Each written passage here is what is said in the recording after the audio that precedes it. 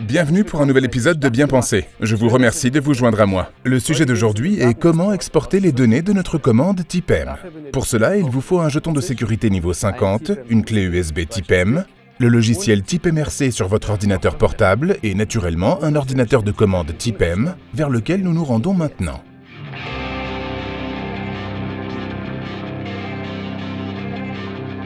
L'exportation des données vous permet de télécharger vos paramètres, vos messages et également vos historiques. Maintenant, nous vous montrons d'abord l'exportation des données directement sur l'ordinateur de commande.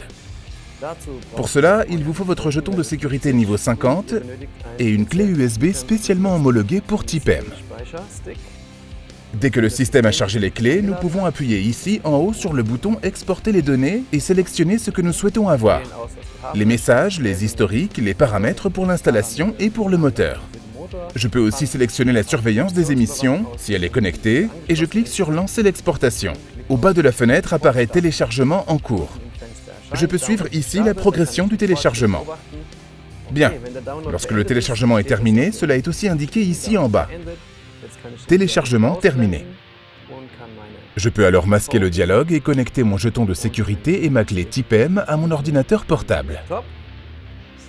Maintenant que j'ai connecté les clés, je peux lancer mon logiciel type MRC. Je saisis mon nom d'utilisateur et mon mot de passe. Je clique ensuite sur Fichier en haut à gauche dans la fenêtre et j'ouvre mon gestionnaire de fichiers. Il me faut d'abord sécuriser les données de mon support de données sur l'ordinateur local. Je clique sur « Exporter les données » et deux fichiers apparaissent maintenant. Je vois d'abord le rapport.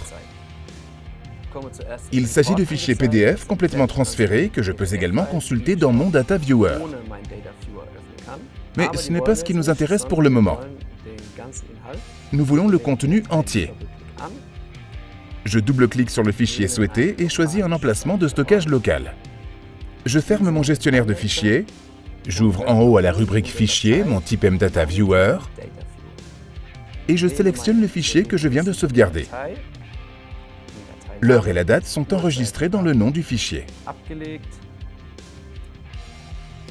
Je clique sur Ouvrir, puis sur Lancer type M Data Viewer. Bien, les fichiers sont chargés. Je peux maintenant visualiser les éléments suivants dans le diagramme. L'historique à long terme, l'historique à court terme ou le cycle de travail. Je peux indiquer pour quelle période je souhaite que tout cela soit affiché et quel canal je veux utiliser.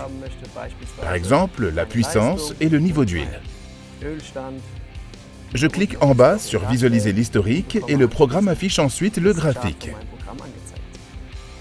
Je peux également faire afficher les messages. Je peux également rechercher des messages, des alarmes et des avertissements. Je peux également faire afficher les données d'émission. Ce sont les paramètres qui nous importent.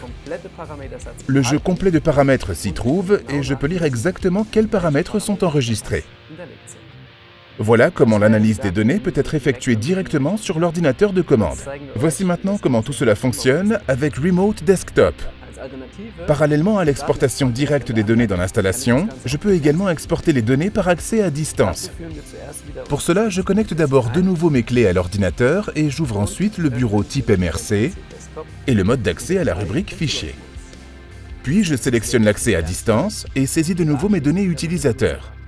L'ordinateur se connecte maintenant avec l'installation. J'obtiens ensuite la liste de tous les groupes électrogènes disponibles. Là, je sélectionne mon installation que je veux gérer à distance et je clique sur « Connecter ». Je vois ici de nouveau le nom de l'installation et peux ensuite en prendre le contrôle.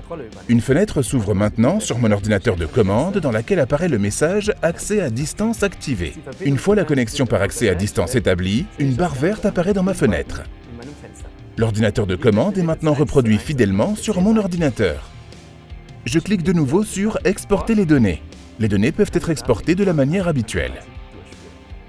Vous venez de voir deux possibilités d'exporter les données. Voilà, c'était l'exportation des données. J'espère que cela vous aidera pour l'analyse et le dépannage. Je me réjouis d'avance du prochain épisode de Bien Pensé.